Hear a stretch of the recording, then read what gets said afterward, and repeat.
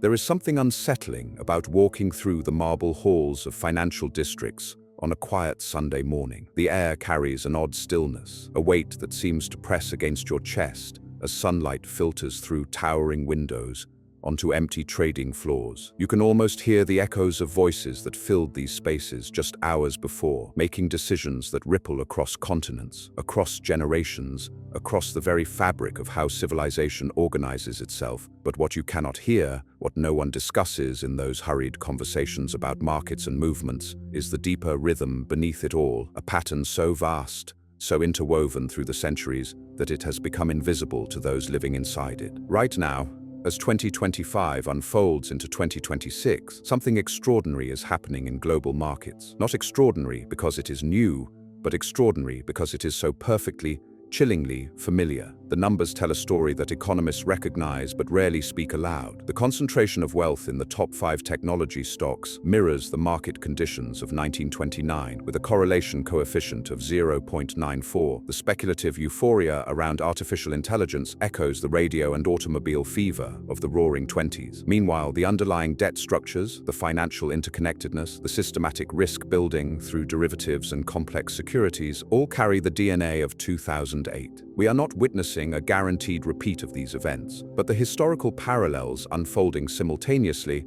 are striking enough to raise serious analytical attention. Here is the paradox that should make you pause. Every expert can see these patterns. Every algorithm can calculate the correlations. Every historical model can map the similarities. Yet the system continues forward with the same mechanical precision that carried markets toward their previous breaking points. This is not because people are ignorant or reckless. This is because the system itself, built layer by layer over centuries, creates incentives that make these patterns inevitable. The structures that govern how money moves, how markets function, how risk accumulates, were not designed by any single generation. They evolved, decision by rational decision, each building upon the last, until they created something larger than any individual choice. To understand why 2025 feels so familiar, you have to travel back to a different world entirely. Picture London in 1694, where candlelight flickered across parchment in rooms that smelled of ink and ambition. King William III needed money for war, but the royal treasury sat empty, and traditional lenders had grown weary of monarchs who defaulted when convenient. Into this crisis stepped William Paterson, a Scottish merchant whose hands probably trembled as he presented his revolutionary proposal. He could not have known that his solution would echo through every financial event for the next 3 centuries. Paterson's innovation was elegant in its simplicity and devastating in its implications. Instead of the king borrowing money and repaying it, as had been done for millennia, Paterson proposed something unprecedented. The debt would never be repaid. Instead, the government would pay interest forever, guaranteed by Parliament's power to tax its citizens. To manage this eternal arrangement, they would create an institution called the Bank of England. What Paterson created was not just a loan. He created the template for permanent national debt, where the obligation to pay interest stretches across generations, where the debt itself becomes a form of currency, where borrowing becomes not a temporary necessity but a fundamental feature of how government operates.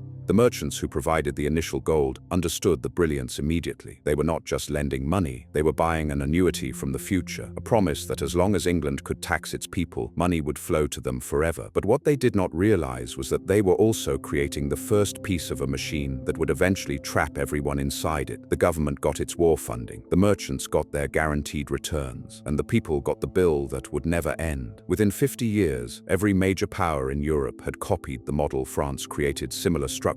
The Netherlands formalized their own systems. And when America won its independence, Alexander Hamilton looked across the Atlantic and deliberately modeled the new nation's finances on the Bank of England. The pattern was spreading, not because anyone planned global financial dominance, but because each nation faced the same pressures, the same incentives, the same rational choice between temporary military defeat and permanent financial obligation. But permanent debt created a new problem. How do you manage obligations that span generations? How do you create markets for promises that will outlive everyone alive? The answer came from an unexpected source, in the form of 5 brothers whose understanding of information and networks would reshape how sovereign debt functioned forever. The Rothschild family began as money changers in Frankfurt, but by 1800 they had positioned themselves across 5 major European cities with communication networks faster than any governments. During the Napoleonic Wars, Nathan Rothschild in London did not just arrange loans for Britain. He revolutionized how those loans worked. Instead of lending directly to governments, he bought government bonds at a discount and resold them to investors across Europe. He created something that had never existed before, a secondary market for sovereign debt. The genius was not in the individual transactions. The genius was in making government obligations tradable across borders, transferable between institutions, embedded so deeply into the financial networks of multiple nations that default became not just costly but systemically dangerous. A British bond might be owned by a French investor, sold to a German bank, used as collateral for a loan to an Austrian merchant. The web of ownership became so complex that refusing to pay one creditor meant potentially collapsing entire international networks. This interconnectedness was not planned as a trap. Each step made perfect sense. Governments needed reliable funding. Investors wanted tradable assets. Banks required collateral for their own operations. But the cumulative effect was to create structures where debt could never truly be eliminated because elimination would destabilize the entire system. The rational choice for each participant became maintaining the structure, even when the structure itself grew beyond anyone's control. What Nathan Rothschild created in 1815, J.P. Morgan systematized in 1913. Picture the library on Jekyll Island, Georgia, where for 9 days in 1910, the most powerful bankers in America designed what would become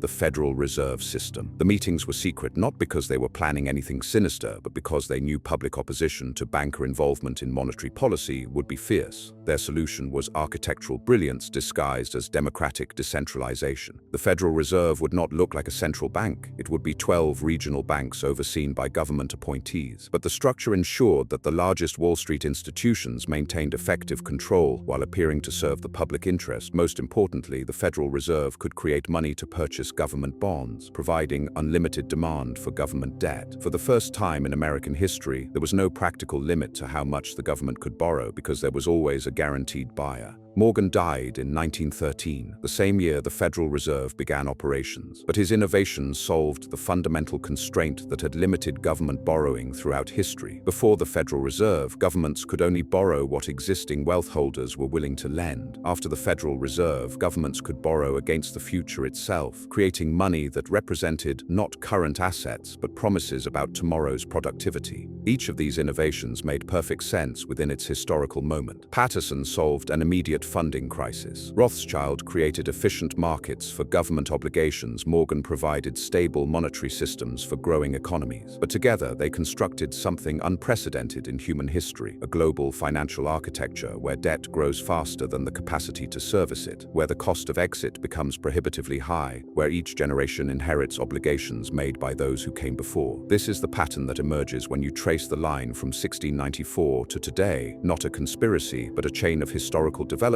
that shaped modern finance, developments that still influence how markets behave today. The 2025 markets are not manipulated toward crisis. They are operating exactly as these centuries-old systems were designed to operate, following incentives established long before anyone alive today was born. By the 1970s, this architecture had grown into something unprecedented. Every developed nation operated within structures that made borrowing not just possible but necessary, but developing countries remained outside the system, borrowing traditionally for specific projects, often struggling with repayment when those projects failed to generate expected returns. The debt trap was reaching natural limits until a single decision in a Federal Reserve boardroom changed everything. Picture Paul Volcker in 1979, standing at the windows of the Federal Reserve building in Washington, watching the city below as inflation consumed American purchasing power at over 10% annually. Foreign governments were losing faith in the dollar. The entire Bretton Woods system was fracturing. Volcker faced a choice that would reshape global finance for generations. He could allow inflation to continue eating away at American credibility, or he could raise interest rates so dramatically that it would trigger the deepest recession since the Great Depression. Volcker chose the recession. Between 1979 and 1981, he raised the federal funds rate from 11% to 20%, the highest in American history.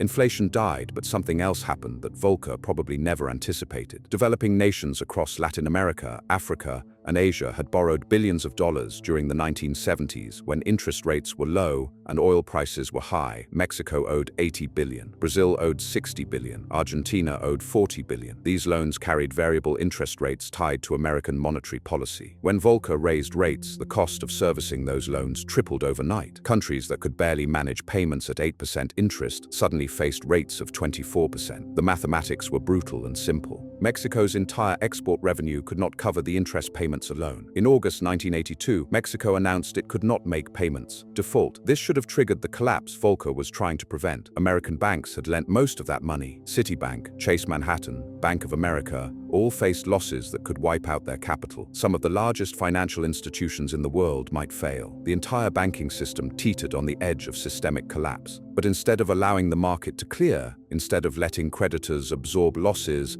as had happened throughout history, the international financial system created something entirely new. The International Monetary Fund would lend Mexico, Brazil, Argentina, and dozens of other countries enough money to keep making interest payments to American banks. The mechanism was elegant in its simplicity and devastating in its implications. The loans were called structural adjustment programs, and they came with conditions that fundamentally altered the relationship between creditor and debtor nations. Countries had to cut government spending, privatize state assets, open markets to foreign investment, remove barriers to capital flows, and restructure their entire economies according to templates designed in Washington and London. What emerged was not debt forgiveness, but debt management. Countries could not default because they would receive new loans to service old debts, but only if they surrendered significant economic sovereignty. This became the template for every debt crisis that followed. Greece in 2010, Argentina in 2001, Sri Lanka in 2022. The pattern never varies. When countries cannot pay, they are not allowed to default. They are refinanced into permanent indebtedness, with each restructuring requiring deeper integration into global financial systems